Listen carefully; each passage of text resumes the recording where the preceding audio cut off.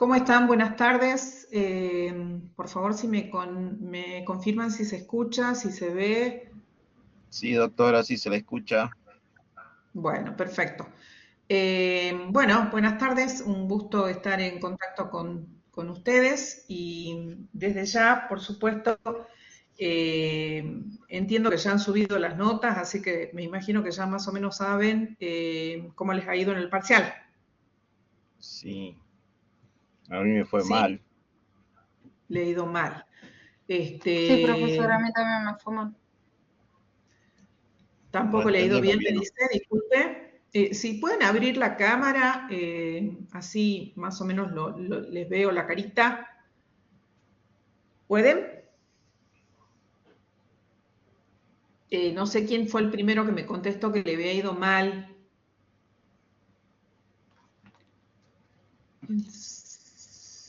¿Qué pasó? ¿Nos seguimos escuchando o no? Ahí está. Bien. Hola, profesora, a mí me fue mal. Soy Castro Maibé. Igual me quedó la duda cuando hice el parcial. Salieron dos casos, uno es el caso Armenegian y pedía desarrollar. Quería consultar justamente en la clase de hoy por ahí a qué hacen más ustedes hincapié cuando piden desarrollar.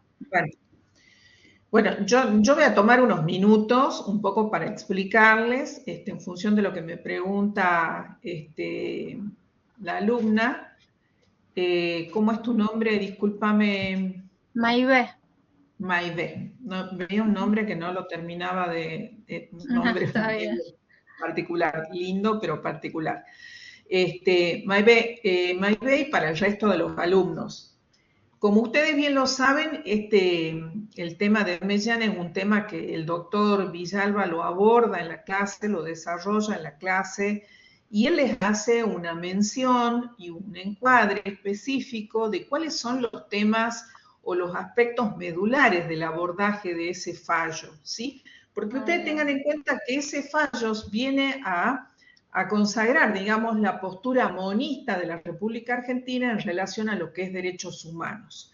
Entonces, es un caso, como bien lo resalta el doctor, importante desde ese sentido y desde el momento en que también hace alusión a la Convención Internacional de los Tratados con el Tratado de los Acuerdos de Viena, y hace mención específicamente al artículo 26, al artículo 27, hace mención a su vez al encuadre o a las condiciones de vigencia que tiene que, porque esos tratados se van a cumplir en las condiciones de la vigencia de nuestra Constitución Nacional, porque obviamente hace alusión también a la parte que resulta de las cláusulas pétreas de la Constitución Nacional y en consecuencia hay una sintonía en ese sentido. Entonces ustedes tienen que hacer mención a las condiciones de vigencia de la Constitución previstas en el artículo 31 y también hacer mención justamente a la Convención de los Tratados, particularmente los artículos 26 y 27. Si mi memoria no falla, discúlpenme, estoy casi segura que es así, pero en eso quiero que ustedes sean concretas, porque sí es importante que ustedes tengan específicamente un conocimiento de cuáles son los resortes aplicables en este fallo en concreto. Otra cosa fundamental, yo he Claro, tenido oportunidad de corregir los parciales y como también ya en algún momento les adelanté en la clase anterior, es importante que ustedes tengan un manejo de los temas y a veces también cierta profundidad, ¿sí? Se pidió teoría de las calificaciones, desde también el enfoque que le da el doctor Villalba, y en esto también yo les hablé en la clase pasada, que justamente nuestra disciplina tiene dos ejes fundamentales, que son por un lado el trato al extranjero y por otro lado la posibilidad de la extraterritorialidad de la ley. Es decir, que ustedes tienen que saber que para que estos dos pilares o de alguna manera estos dos aspectos esenciales de la disciplina, tenemos que poder determinar en función de qué aspectos puede aplicarse el derecho extranjero, ¿sí? Entonces, un aspecto fundamental, y que esto viene dado por quien de alguna manera encontró el elemento común a todas las disciplinas del derecho, sea la jurisdicción que fuere, que es justamente y precisamente la relación jurídica. Y este de alguna manera es el gran aporte que nos hace nuestro gran maestro Savigny. Entonces, también yo he tratado de explicarles en la clase anterior por qué la disciplina pivotea entre dos temas que son esenciales. Entonces, porque por un lado está el trato al extranjero, y el trato al extranjero implica la posibilidad de que se aplique su derecho. Y en consecuencia tenemos que hablar entonces si la aplicación del derecho, es decir, la extraterritorialidad de la ley, va a posibilitar o a partir de qué cuestiones hace posible o no la aplicación del derecho extranjero. ¿Se entiende cuál es el sentido de la disciplina? Yo a veces creo, escuchando los exámenes y corrigiendo los parciales, que son temas conocidos por todos los temas que se abordan en el derecho internacional privado. Y me parece que a veces hay una dificultad para precisar cuál es el auténtico sentido de la relación jurídica ius privatista, que como ustedes bien lo saben, no es cualquier relación jurídica, es una relación jurídica cuyos elementos técnicos jurídicos tienen cierta relevancia que hace posible la valoración de aplicar o que surja la necesidad de determinar cuál va a ser el juez competente y cuál va a ser la ley aplicable. Por eso son tan sensibles las consideraciones respecto al extranjero y las consideraciones respecto a la extraterritorialidad de la ley. ¿Se entiende? Para que ustedes puedan determinar, en consecuencia de lo que les digo, cuál es el sentido que tiene que tener cuando uno les dice, pero, porque por ejemplo, a ver, hablamos del matrimonio. Sí, todos podemos hablar del matrimonio, pero cuando hablamos del matrimonio en el ámbito del derecho internacional privado, se singulariza el punto a tratar. ¿Y en qué se va a singularizar? Justamente en esto, a la luz de estos dos grandes aspectos, que son justamente los aspectos esenciales de la disciplina, que es poder determinar cuál va a ser el juez competente y cuál va a ser la ley aplicable, ¿sí?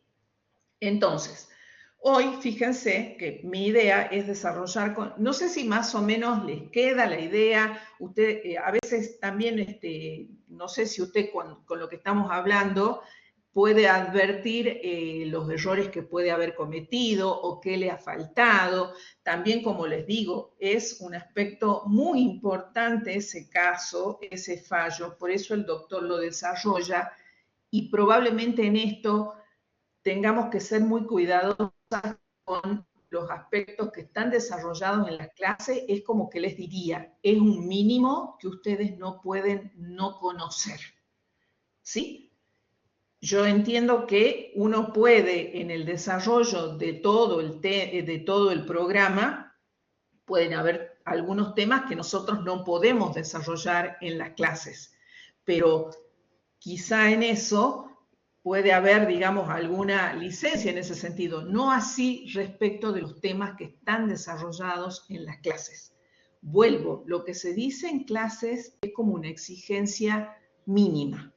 O sea, no pueden fallar en eso, ¿sí? Justamente el desarrollo de la clase está destinado para que ustedes puedan distinguir la importancia que tienen esos temas, ¿sí? Entonces, en eso es como bastante, ustedes que han tenido oportunidad de a lo mejor presenciar parciales, habrán visto que el doctor Villalba es muy concreto en esto, ¿sí? Cuando el tema que ha sido desarrollado y señalado que es esencial para el manejo de la cátedra, es muy concreto y pasamos a otro tema. Ahora, cuando no se está pudiendo resolver eso que les vuelvo a decir tiene carácter esencial y mínimo para que ustedes puedan seguir avanzando en el examen, se van a ver como con una valla, ¿sí? Entonces, tengan el recaudo de considerar esto, que aparte no solo que está desarrollado en la clase, y yo considero que las clases son una herramienta importante para ustedes, porque desde la cátedra tenemos la intención de generarles herramientas prácticas para que ustedes puedan distinguir con claridad los institutos jurídicos propios de la disciplina, ¿sí? Entonces, eso, calculo que usted mientras estamos hablando estará acordándose qué cosas ha puesto en su parcial, qué cosas no ha puesto en su parcial y cómo de alguna manera vuelvo. Lo que se da en clase es un mínimo, en eso no pueden fallar. Pueden fallar a lo mejor en que se han olvidado tal o cual detalle o tal o cual cuestión que les digo. Si no está dicho en la clase, quizá no tenga tanta importancia y trascendencia como sí va a tener aquello que está desarrollado en las clases, ¿sí? Por un lado eso, no sé si alguien tiene una duda más respecto, que quiera consultarme respecto a esto, y si no, en su defecto, avanzamos. Bueno. Dicho lo cual, entonces, avanzaremos hoy en una cuestión, en uno de los contratos más importantes, los contratos de consumo. Fíjense ustedes que los contratos de consumo están desarrollados, incluidos actualmente en nuestro Código Civil y Comercial de la Nación, desarrollados en el capítulo correspondiente a nuestra disciplina, en los artículos particularmente 2654 y 2655. Tal vez ustedes se preguntarán, ¿por qué justamente los contratos de consumo están desarrollados como contratos que exigen esa singularidad de estar contenidos en el capítulo que refiere a los contratos de consumo, a los contratos del derecho internacional privado? Fíjense ustedes cómo la característica fundamental de la sociedad de consumo tiene como una cuestión de masificación, de despersonalización, de una producción de bienes y de servicios que en cierta forma aparece como masificada, generalizada, y que muchas veces puede poner en riesgo la seguridad y sobre todo aspectos que vinculan intereses económicos del consumidor. En esto quiero que ustedes tengan presente que cuando hablamos de derecho del consumidor o de aquellos derechos que están contenidos en la disciplina del derecho del consumidor, es necesario que ustedes se figuren que estamos hablando de derechos privados constitucionalizados.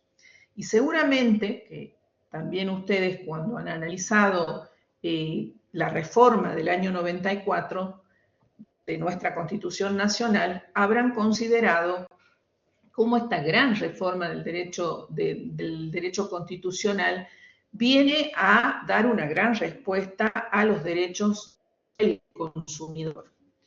Fíjense qué notable que el artículo 42 de la Constitución Nacional habla de qué es un consumidor, de qué derechos tiene un consumidor, de la obligación por parte de los poderes del Estado de generar mecanismos ágiles para hacer valer estos derechos del consumidor, y por otro lado compromete a los poderes del Estado a proveer a la protección y a la defensa de esos derechos.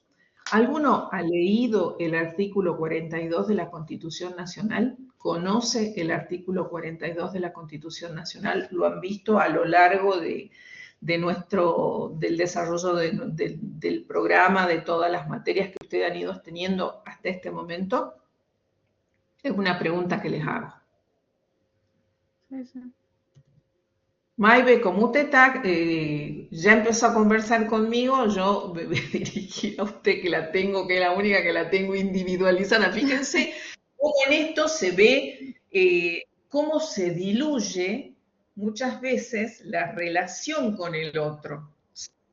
Acá somos varios alumnos conmigo en mi calidad de docente que estamos relacionados, pero sin embargo hay como una despersonalización en cuanto a mi posibilidad de individualizarlos a cada uno, ¿no? Porque yo soy una sola que se me difiere. Eso, algo parecido, pasa en el derecho del consumidor, ¿sí?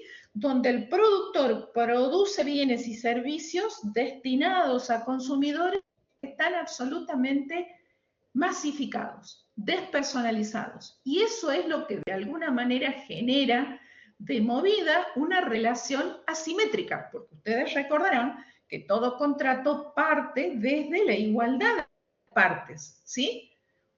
En cambio acá, en un contrato de consumo no hay igualdad de las partes. Tenemos un proveedor por un lado y un consumidor por el otro que efectivamente está en una relación por debajo de ese proveedor. Hay una relación asimétrica, ¿sí? Esto ya de alguna manera había sido, en consecuencia de esta asimetría, justamente el derecho le provee al consumidor una serie de institutos jurídicos destinados a protegerlo, a levantar esos parámetros que no están observados en un pie de igualdad o, por decirlo de algún modo, alcanzar una igualdad de armas que no existe entre un proveedor y un consumidor, ¿sí? Entonces, justamente lo primero que nosotros tenemos que considerar es que estamos hablando de derechos humanos, porque están de alguna manera vinculados con los aspectos más esenciales de la persona, cuestiones que tienen que ver con la dignidad y la satisfacción de necesidades básicas, como puede ser la educación, la vivienda, la salud. Todos esos derechos están transversalizados por los aspectos inherentes y o caracterizantes de la disciplina del derecho del consumidor, que como les acabo de decir, es básicamente una disciplina del tipo tutelar. Y quien de alguna manera va a garantizar esa tutela es justamente el Estado, en función de lo que les acabo de señalar. Lo primero que ustedes tienen que hacer cuando hablan del derecho del consumidor es ir al artículo 42 de la Constitución Me perdí un Nacional. poco. ¿Cómo? ¿Podrías repetir lo de los derechos humanos y el derecho al consumidor? Porque me perdí un poco en esa definición. Yo lo que les acabo de decir es que los derechos de los consumidores participan de la naturaleza de derecho humano. Los derechos de los consumidores son derechos humanos, son derechos esenciales, ¿sí? Y justamente en virtud de esta característica, en cierta forma, tienen garantizada esta tutela que le garantiza el artículo 42 de la Constitución Nacional y los tratados de derechos humanos, que a algunos recordará cuál es el artículo donde están incluidos los tratados de derechos humanos. ¿Se acuerda?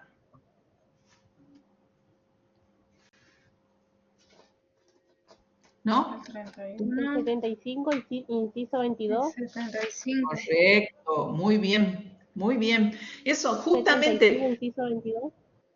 es exactamente, sí, correcto. Verónica, ¿no? Es la que me contesta.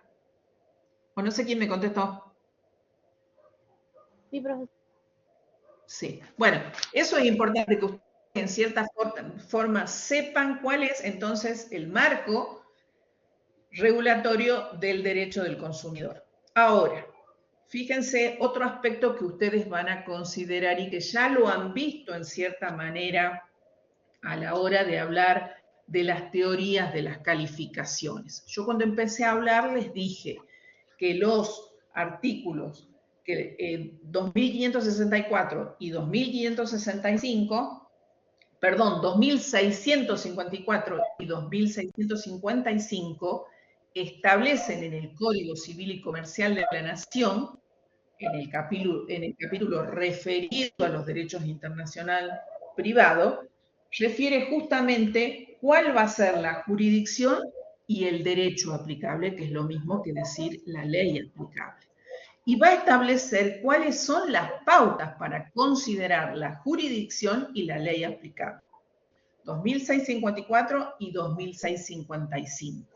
Ustedes van a ver que siempre es el consumidor, en virtud de esta asimetría que existe entre el proveedor y el consumidor, quien ciertamente va a tener la alternativa de elegir cuál, porque ustedes fíjense, estamos hablando de derechos privados, dijimos recién, ¿sí?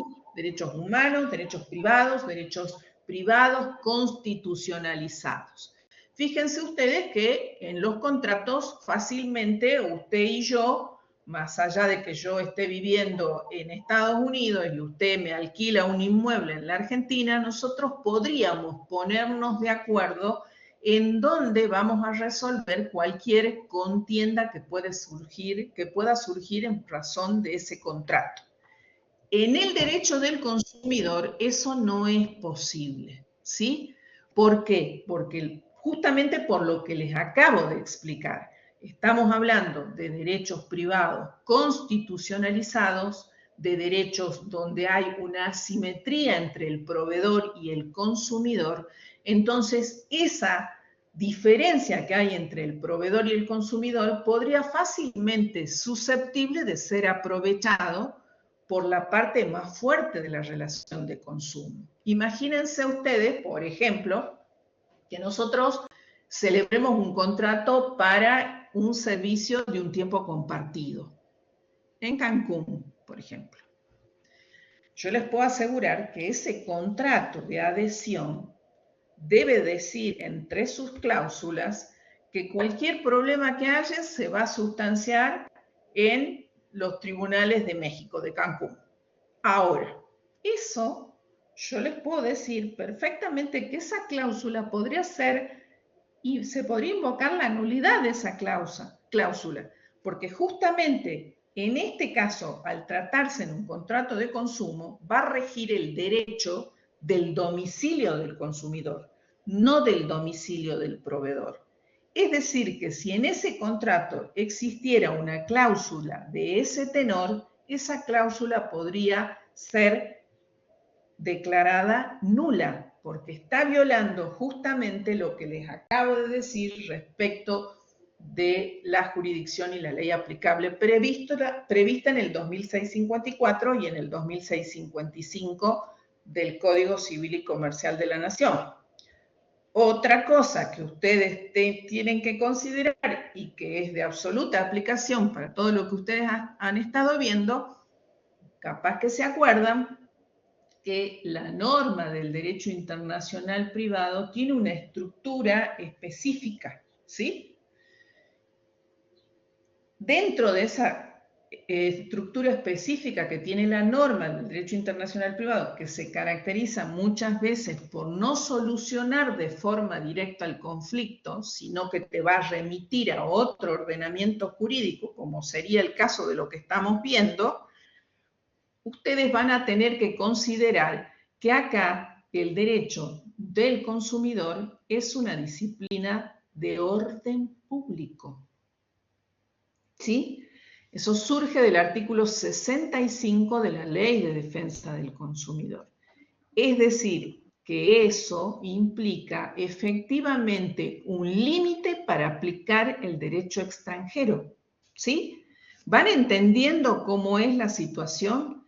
Es decir, todo lo que ustedes vienen viendo y desarrollando se ve en cierta forma reflejada con una absoluta practicidad en lo que son específicamente los contratos de consumo. Y por eso han sido tratados en estos dos artículos, ¿sí? Ahora, ¿qué es fundamental para que ustedes tengan en cuenta? ¿Se imaginan la cantidad de contratos de consumo que puede celebrar un proveedor y un consumidor en la órbita del derecho internacional privado? Son muchos, ¿sí? Y uno de los más utilizados son los contratos que se celebran a partir del formato digital, ¿sí? ¿Ustedes cuántas veces reciben ofertas en sus correos, en sus portales, de servicios de líneas aéreas, de servicios de agencias de turismo, de viaje, que no tienen domicilio en la República Argentina y que quizá ustedes desconocen eso?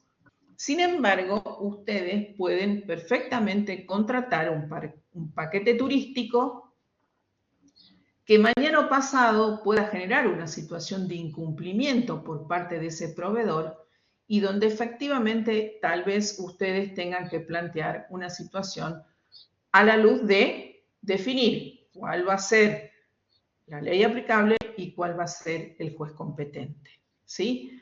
en virtud de lo que les acabo de decir, a primar, por supuesto, la protección para el consumidor, en consecuencia, se va a invocar el derecho conforme al domicilio del consumidor. ¿Y dónde tiene el domicilio el consumidor? En el ejemplo que les acabo de dar, en la República Argentina, ¿sí? Entonces, se va a aplicar justamente el derecho de la Argentina y el juez competente va a ser el de los tribunales conforme surge del domicilio del consumidor. Ahora, cuando hablamos de calificaciones, las calificaciones no están previstas en el capítulo específico referido al derecho internacional privado. Sí, entonces voy a tener que ir a la parte general. En este caso, del Código Civil y Comercial de la Nación, artículos 1092, 1093 y 1094 del Código Civil y Comercial de la Nación. ¿Me siguen o ya se han perdido? ¿Sí? ¿Estamos? Sí, sería para calificar una relación de consumo, eso. Claro, si yo tengo que calificar, ¿sí? La relación de consumo te va a hacer la parte general. Ustedes ya han visto en la clase pasada que calificar es determinar qué tipo de relación jurídica tengo enfrente, ¿sí? Yo les acabo de hablar y hacer mención que las calificaciones no están previstas en el capítulo referido a los contratos de consumo en lo que se refiere concretamente al capítulo de contratos de derecho internacional privado, sino que solamente en esos dos capítulos que dos artículos que acabamos de mencionar, va a estar determinado cuál va a ser la ley aplicable y el juez competente. Ahora, sí, siguiendo con el ejemplo que acabamos de hablar, que acabamos de mencionar, yo contrato un paquete turístico o para un tiempo compartido o un paquete turístico cuya empresa tiene su domicilio en México, ¿sí? ¿Y cómo lo contrató usted? Bueno, yo lo contraté a partir de una contratación electrónica. Entonces me voy a la parte general de los contratos y me voy a las modalidades especiales y me voy a lo que es concretamente el artículo 1104, que es el que establece cómo resolver los contratos celebrados a distancia, es decir, los contratos donde se han celebrado por internet, ¿sí? Porque acabamos de decir, la contratación yo la hice a partir de una oferta que yo recibí en mi correo. Me puse en contacto con la empresa, me pareció fantástico lo que me propusieron y lo contraté. Ahora, cuando yo fui efectivamente a utilizar ese servicio, ya sea del paquete turístico o ya sea del tiempo compartido, me doy con que lo que yo contraté no tiene nada que ver con lo que efectivamente me ofrecieron. Entonces quiero demandar incumplimiento contractual. Para eso me voy a tener que referir justamente a la parte que establece el Código Civil y Comercial de la Nación en lo que se refiere a los contratos de consumo. Y en esto, no sé si ustedes tienen el código a mano, ¿tienen el código o no? No. Sí. ¿No? ¿Sí o no? Sí. Sí, profesora. ¿Sí? Sí. Busque artículo 1104 del Código Civil y Comercial de la Nación. ¿Sí? ¿Ya estamos? Ya casi. ¿Sí? Bueno, fíjense que el capítulo 3, que hace alusión a las modalidades especiales, va a referir que es un contrato celebrado fuera del establecimiento comercial, cuáles... Perdón, no le escuché. No, me equivoqué, pero era el 1104 y leí el 1004. No, 1103. 1103, que habla de capítulo 3, modalidades especiales, y el código va a referir justamente contratos celebrados fuera de los establecimientos comerciales. ¿Sí? Está comprendido en la categoría de contratos celebrados fuera de los establecimientos comerciales. ¿Sí? ¿Estamos? Sí, sí. Del proveedor, el que resulta de una oferta propuesta sobre un bien o un servicio por medio de correspondencia. Los que resultan de una convocatoria al consumidor, usuario del establecimiento, al consumidor o usuario, el establecimiento del proveedor a otro sitio, cuando el objetivo de dicha convocatoria sea total o parcialmente distinta de la contratación o se trate de un premio u obsequio. Es decir, que ahí ustedes tienen definido qué es un contrato celebrado fuera del establecimiento comercial, que es equiparable justamente, y después el resto del articulado va a referir que se trata de contrataciones celebradas por Internet. Ustedes acaban de escuchar que se trata de un contrato donde usted primero recibe una propuesta por Internet, donde a partir de una oferta pública que se le hace, le llega a su correo, a los fines de que usted celebre o no ese contrato. Entonces, en ese sentido, las modalidades especiales en cuanto a la calificación necesariamente van a tener que ser abordadas en el marco del derecho nacional, ¿sí? ¿Se entiende? Bueno, entonces, esto es esencial para que ustedes consideren cómo de alguna manera en los contratos de consumo, en el marco regulatorio de lo que les acabo de decir, fíjense la impronta que tiene el derecho del consumidor, porque hablamos de derechos constitucionalizados. Y eso inmediatamente me coloca frente a un derecho que está contenido en nuestra Constitución Nacional, es decir, que se trata de una garantía constitucional y que a su vez va a estar encuadrada conforme los tratados de derechos humanos previstos en el artículo 75, inciso 22. ¿Sí? Entonces, hablamos de derechos que en cierta forma tienen una entidad sumamente importante y sumamente trascendente. No en vano, vuelvo, son los únicos contratos referidos en el capítulo que específicamente contiene en la actualidad nuestro Código Civil y Comercial de la Nación. Y en esto también quiero ser muy específica en esta cuestión. Tienen que saber manejar el código, ¿sí? Otra cosa que he visto también en los parciales, por ejemplo, reenvío. Algunos han mencionado que están incluidos en el Código Civil y Comercial de la Nación. Otros directamente no han dicho absolutamente nada. Yo creo que es importante, cualquier tema que ustedes aborden, tienen que, de cierta forma, referirlo a lo que es el Código Civil y Comercial de la Nación, porque viene a ser una enorme respuesta que obviamente que receptó la doctrina y la jurisprudencia. Por eso hoy por hoy el derecho internacional privado tiene su específico abordaje el título 4, donde empieza hablando, digamos, de cuáles son las normas aplicables, después empieza a hablar de lo que es persona y todas las cuestiones donde ustedes tengan que sí o sí referir a lo que establece el Código Civil y Comercial de la Nación.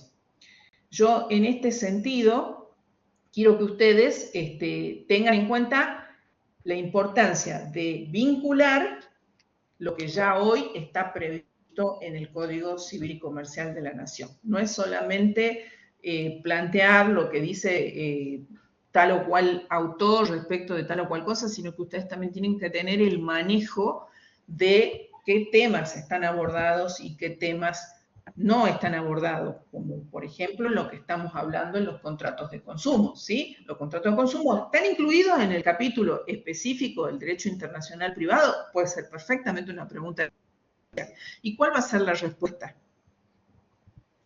Que sí. Sí, ¿sí? Que sí, que está contenido. ¿Y en qué aspecto está contenido? Justamente al momento de determinar cuál es la ley aplicable y cuál es el juez competente. Ahora, si yo tengo que calificar una relación jurídica de consumo, también lo voy a tener en el capítulo referido a las disposiciones del derecho internacional privado contenidas en el Código Civil y Comercial de la Nación. No, no están referidas en el capítulo, sí en el código. Tenemos que ir a la parte general, ¿sí? La parte general es distinta a la parte especial, ¿sí? Entonces, quiero que quede claro cuáles son entonces, cuál es el escenario jurídico que tienen los contratos de consumo en el ámbito del derecho internacional privado. Fíjense que en la disciplina ustedes van a tener, por un lado, lo que está previsto específicamente en el capítulo del derecho internacional privado, que es justamente, a ver, perdón, me preguntan, no sé quién me, abra el micrófono en la que me pregunta, porque para mí es mucha información, hablar, leer la pregunta y contestar. Si es tan amable, la persona que me hizo una preguntita recién y que ya se borró, me lo dice, por favor. Profe, le decía si puede repetir la primera pregunta. ¿Quién es Susana? No, No, Ponce. ¿quién me hizo la pregunta, perdón? Ponce. Ah, bien. Yo lo que les pregunté, lo que les decía para que ustedes estructuren lo que les estoy explicando es, ¿dónde está contenido el derecho del consumidor en el Código Civil y Comercial de la Nación? Lo tenemos en dos capítulos.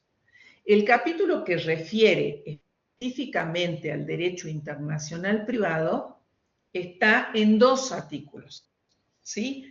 Que es el artículo que recién hablábamos de cuál es la ley aplicable y cuál es el juez competente, ¿sí? Artículo 2006-54 y 2006-55. Ahora, si yo tengo que calificar una relación jurídica, ¿a dónde me voy? ¿A este mismo capítulo o tengo que ir al capítulo general del Código Civil y Comercial de la Nación? ¿Me voy a dónde? A la parte general, porque yo les acabo de explicar, ¿sí? Yo les acabo de explicar que en lo que se refiere al capítulo donde está desarrollado el derecho internacional privado, hay dos artículos que contienen aspectos esenciales de nuestra disciplina. Artículos 2006-54 y 2006-55, ¿sí? Que me va a decir, en cierta forma, cuál es el juez competente y cuál es la ley aplicable. Esos dos aspectos, o en lo particular, jurisdicción 2006-54, derecho aplicable 2006-55. Ahora, lo primero que yo tengo que saber es eso, ¿sí? Más allá de lo que también les expliqué respecto de que son derechos humanos, derechos privados constitucionalizados, contenidos en nuestra Constitución Nacional, representan una garantía constitucional prevista en el artículo 42, y a su vez me va a referir, como son derechos humanos, voy a ir ¿a dónde? Al artículo 75, inciso 22, que están los tratados de derechos humanos. Por ejemplo, contratos celebrados con niños. O un ejemplo, contratos, porque ustedes dirán, no, pero los niños no tienen capacidad, pero vos por internet no sabés qué es un niño, ¿sí? Entonces yo ahí tendré que aplicar a favor de ese consumidor niño toda la Convención de los Derechos del Niño, que tiene justamente la finalidad de tutelar a ese débil jurídico que es el niño y que en el caso del análisis que estamos haciendo también sería un consumidor hipervulnerable, ¿sí? Siguiendo con esto, si yo tengo que analizar un contrato como el que acabábamos de mencionar, compré un paquete turístico y resulta ser que La empresa de las líneas aéreas es de México. La agencia que me va a prestar el servicio de los viajes, el rentacar, también es de México. Y resulta ser que me voy a leer el contrato y el contrato dice que cualquier contienda que pudiera surgir, yo debo plantear la demanda en México. Entonces yo como consumidora me quedo en un estado de vulnerabilidad absoluta, porque ¿qué posibilidad tengo de hacer valer un reclamo yo desde la Argentina a México? ¿Qué quiere decir entonces? ¿Puedo hacer ese reclamo? Entonces ahí yo ¿qué tengo que ir y aplicar? Lo que les acabo de decir, lo que el Código Civil y Comercial son artículos 2654 y 2655. Y en su defecto, si yo tengo que calificar ese contrato, que en lo particular sería un contrato a distancia con el ejemplo que estamos analizando, ¿sí? Eso está previsto en el capítulo específico de Derecho Internacional Privado. No. Entonces, ¿qué tengo que hacer? Ir a la parte general de los contratos de consumo. Y fijarme qué dice justamente la parte general respecto de estas modalidades especiales que acabamos de mencionar en el artículo 1103. ¿Sí? Es decir, que como para decirlo de algún modo gráfico, es como si ustedes tuvieran una especie de collage de leyes, ¿sí? Donde tendrán que hacer jugar cada una de estas normas siempre y cuando se confirme esto que acabamos de decir respecto del artículo 2654 y 2655. ¿Sí? A mí me parece que esta bolilla de los contratos de consumo tiene particularidades que van muy bien para que ustedes puedan verlo desde el punto de vista quizás un poco más práctico a cómo funciona una relación jurídica de derecho internacional privado, que es lo mismo que decir una relación jurídica ius privatista. ¿Sí? ¿Se entiende más o menos cómo analizar cuáles son los aspectos esenciales y cómo de alguna manera ustedes tendrán que resolver aquel caso que les aclaro, no es nada extraño porque como ustedes estarán viendo y quizás están pensando mientras me están escuchando, que estamos hablando de contratos que tienen una cotidianidad importante. No estamos hablando de algo más rebuscado. Sí, quizá es común que yo mañana o pasado me vincule con un mexicano, me case con un mexicano, tenga hijos con un mexicano. Sí, no digo que sea extraño, pero no es tan común como lo que les acabo de decir. Como comprar algún servicio o algún bien a partir de la modalidad de un contrato electrónico y donde quizás a veces ni siquiera sé que estoy tratando con un proveedor que su domicilio es en otro país. ¿Sí? Yo siempre digo que el derecho del consumidor es la disciplina jurídica de todos los días. ¿Sí? Todos los días somos consumidores.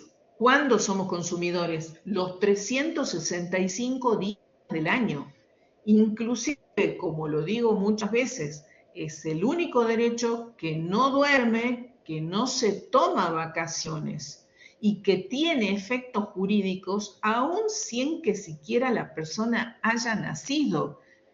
Inclusive puede tener efectos jurídicos después de fallecida la persona. Les doy un ejemplo, una obra social para una madre embarazada que ya empieza a tener ese bebé que todavía no ha nacido, pero sin embargo ya es titular de derechos, ¿sí?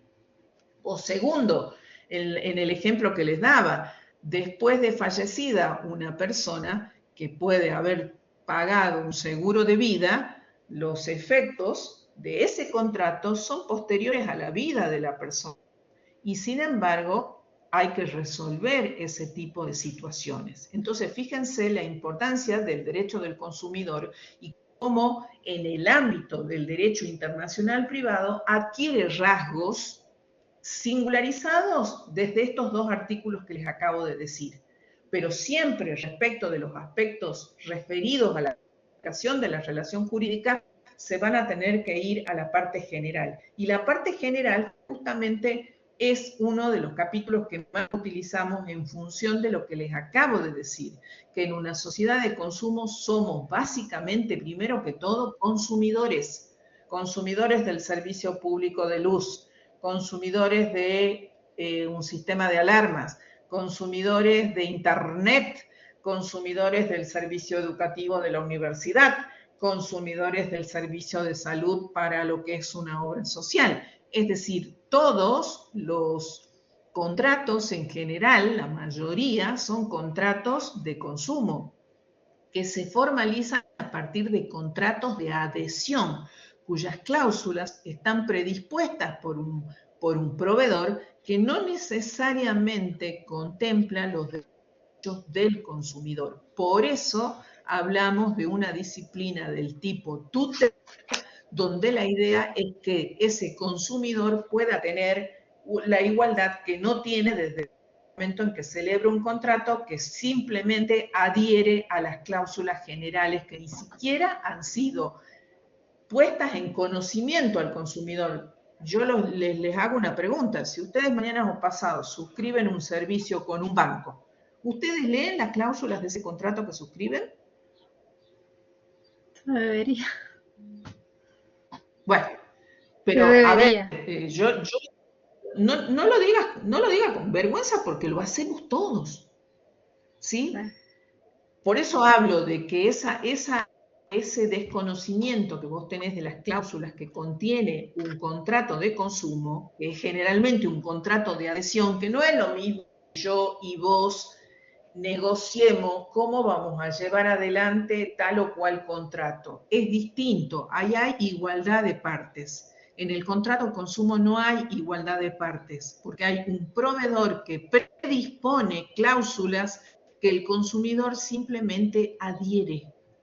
Por eso se singulariza toda esta situación que les acabo de decir, de tipo tutelar que va a tener el consumidor.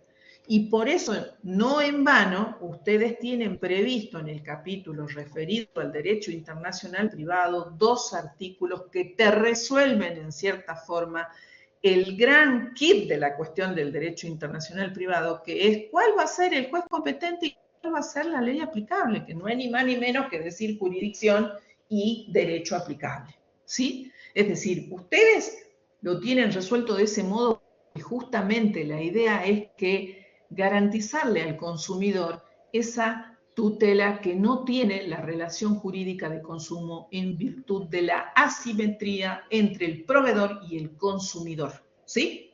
Por eso, en esa relación jurídica no hay forma de negociar otra jurisdicción que no sea la que surge en función del domicilio del consumidor o de lo que el consumidor establezca, ¿sí? Conforme lo que establece el 2654 y el 2655. Bueno, yo espero que les haya quedado claro y si no les ha quedado claro, estoy dispuesta a responder preguntas ahora o en lo sucesivo, porque también soy consciente que muchas veces cuando uno escucha mucha información por ahí, uno dice, no, sí está bien, y cuando empezás a profundizar al tema te empiezan a aparecer dudas, y está bueno que ustedes lo tengan en cuenta porque son temas muy importantes para la cátedra, por eso les digo y les repito lo que ya les dije cuando empecé la clase. Lo que se desarrolla en las clases tiene carácter de cuestión esencial para que ustedes desarrollen en el examen, ¿sí? Entonces, cada cosa que nosotros decimos tiene un sentido y implica para ustedes aspectos que son básicos, ¿sí? O sea, es como si fuera el mínimo de lo que ustedes sí o sí indefectiblemente tienen que saber.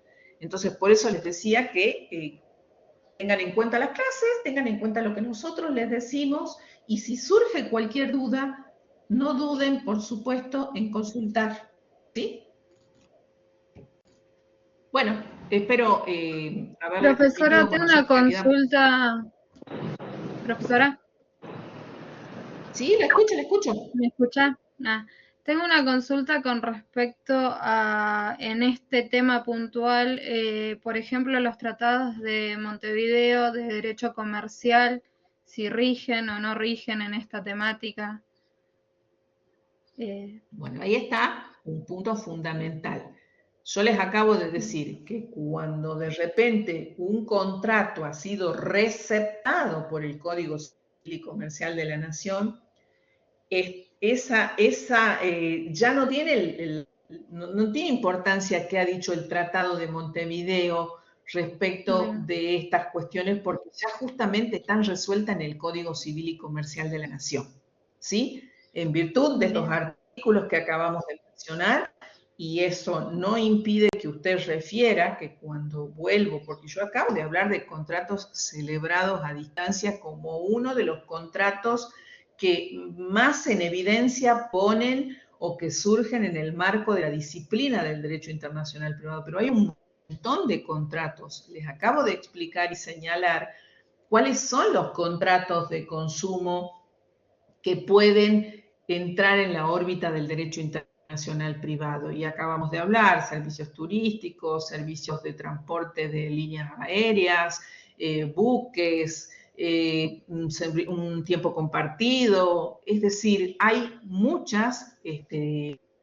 contratos de consumo que entran en la órbita ius privatista, ¿sí? Entonces, creo que es importante, y les decía en un comienzo, acá se ven condensadas los aspectos más esenciales porque esto es ni más ni menos que el reflejo de la evolución de la doctrina y de la jurisprudencia que se ha visto en cierta manera reflejado en su inclusión en el capítulo referido al derecho internacional privado, en el capítulo que les acabo de decir, y en lo particular respecto de los artículos 2654 y 2655. ¿Sí? ¿Alguna otra pregunta? ¿Quedó ahí claro o le sigue quedando alguna duda? No, ese tema, claro, profesora. ¿Puedo hacer una pregunta? Sí, ¿cómo no? En el parcial, en el recuperatorio, ¿entra también este tema o entran los mismos que antes nada más? No. Ya lo que les dijeron que es de la 1 a la 9, este tema seguramente les va a servir a ustedes para el examen final. No se preocupen, que este tema es para que ustedes lo desarrollen en el examen como uno de los aspectos o de los temas importantes por lo que les acabo de decir, la cosa de todos los días contra el consumo, ¿sí? Pero no se preocupe que ustedes para el parcial van a ver lo mismo que el recuperatorio tiene los mismos temas del parcial, así que focalicen muchas eso, gracias. focalicen las clases, sobre todo en el desarrollo que ha hecho el doctor Villalba con respecto a todos estos temas que han sido las preguntas del parcial, ¿sí? Profesora, disculpe. Bueno, sí. ¿El parcial se aprueba con 4 o con 6? No, con 4. Ah, bien, gracias. Bueno, con respecto a yo lo de esta manera lo dejo. Sí, que con respecto a lo que consulté recién sobre los tratados de Montevideo, mi duda era la siguiente. Voy a tratar de explicarla, no mezclarme mucho. Sería, por ejemplo, en un contrato de consumo, ya sea que se haga entre, por ejemplo, una parte que es argentina y otra parte uruguaya, por ejemplo, en este tema de la primacía o el tema de ya abordar las leyes que puedan llegar o el derecho aplicable al caso, en este respeto al extranjero, uno en qué tiene que hacer, si bien hay muchos temas que el código recepta y algunos que no. Y la calificación, cuando por ejemplo se va a calificar, si está calificado dentro de la norma del tratado, uno haría más hincapié hacia la calificación que se da dentro del tratado que hay entre ambos estados de las partes, digamos. Miren, no sé si se entendió los tratados van de la mano con lo que dice el código.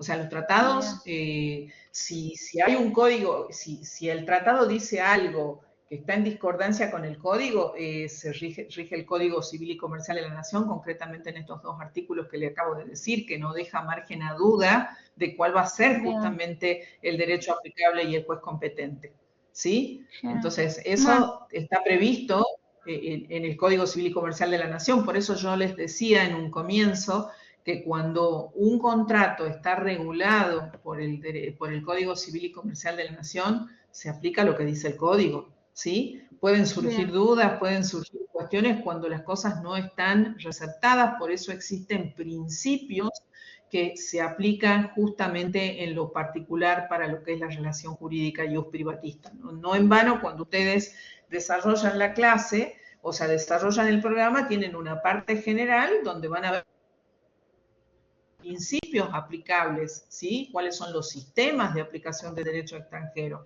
Y luego vamos a la parte especial. Hoy lo que estamos desarrollando nosotros, los contratos de consumo son una especie de contrato y pertenece a la parte especial de la disciplina, para lo cual no deja de regir lo que dice la parte general respecto de los contratos, y ustedes tienen toda una prelación y una jerarquía de normas. Yo les acabo de decir que los contratos de consumo están previstos en nuestra Constitución Nacional en el artículo 42. Es decir, estamos hablando de normas de orden público. El derecho aplicable tiene un límite, y uno de esos tiene límites. Uno de esos límites es el orden público. Entonces, si algo transgrede el orden público respecto de la aplicación del derecho extranjero, es imposible que se aplique en la República Argentina, porque justamente el orden público es un límite para la aplicación del derecho extranjero, ¿sí? Bueno, yo los dejo, creo que en 5 segundos se corta el video, porque creo que es hasta las 4, y cualquier eventualidad, obviamente, tenemos los canales de comunicación. Me dejan las preguntas que ustedes necesiten o que les haya quedado duda de estos o de cualquier otro de los temas que seguramente vamos a seguir desarrollando. Yo creo que la próxima semana es el parcial, ¿verdad? El recuperatorio, el próximo lunes. Profe, El 16. profe, las fechas del final ya están ya. ¿Nos puede explicar cómo va a ser el final? Sí, pueden fijarse, pero yo no tengo idea de fechas. Les digo la verdad, no sé todavía las fechas, no las he visto. Ya, si están, son las que ya han informado seguramente desde la facultad. ¿Sí? Profe, una pregunta del parcial. Profe, están las notas, pero no las devoluciones. ¿Cómo sabemos el error que tuvimos o para mejorarlo? Bueno, yo acabo de hacer hincapié en algunos de los temas que son esenciales. O sea, si de repente no se desarrolló lo que se dijo en clase, eso les puede generar un inconveniente en el sentido de la nota, porque lógicamente, les vuelvo a decir, lo que se desarrolla en clase tiene un carácter mínimo y esencial de lo que es el manejo de cada uno de los temas, ¿sí? Entonces, la clase es para eso, para que ustedes tengan en claro cuáles son los aspectos que no pueden desconocer, ¿sí? Yo he corregido muchísimos parciales donde no se hace mención a la Convención de los Tratados de Viena. He visto muchísimos errores en ese sentido. También se ha visto muchos errores respecto de qué es calificar en el concepto de lo que ha desarrollado también el doctor Villalba en la clase, y que yo se los acabo de decir, que calificar es mínimamente encuadrar la relación jurídica en cada ordenamiento jurídico, y que eso es una herencia de uno de los grandes maestros, que es Savigny, quien de alguna manera después, y luego de haber hecho todo un desarrollo de las escuelas estatutarias, la flamenco holandesa, hasta llegar hasta Savigny, que termina en cierta forma distinguiendo cuál es el elemento común a todas las disciplinas del derecho internacional privado, y que es justamente la relación jurídica. Ese tipo de cuestiones las he visto errores con respecto a eso, he visto errores con respecto al reenvío. El reenvío, muchos he visto que lo han puesto que es como un aspecto negativo. Pues no, porque el reenvío te está dando la posibilidad de aplicar el derecho extranjero, no es un aspecto negativo, es un aspecto positivo, Es decir, yo puedo aplicar el derecho internacional, el derecho extranjero a partir del reenvío, ¿sí? Si no, sería efectivamente un límite. ¿Cuáles son los límites para la aplicación de derecho extranjero? Son dos. Muchos, fraude a la ley y orden público. Son cosas que me parece que falta precisión, ¿sí? Entonces, eso es lo que ustedes tienen que considerar a los fines del recuperatorio, ¿sí? Bueno, profe. Bueno, les Muchas gracias. deseo mucha suerte. Entonces, el examen, estudien, que yo siempre, como dice la canción, la suerte es amiga de la acción. ¿Y cuál es la acción indicada para que te vaya bien en un examen? Estudiar. Entonces, estudien y seguramente que les va a ir muy bien, ¿sí? Y lo que no les queda claro, no desaprovechen la posibilidad de consultarlo, que para eso estamos todos en la cátedra, ¿sí? Bien. Les agradezco mucho y que estén muy bien. Nos vemos en la próxima clase, ¿sí? Adiós. Gracias, profesora. Buenas tardes. A ustedes, muchas gracias por estar. Adiós.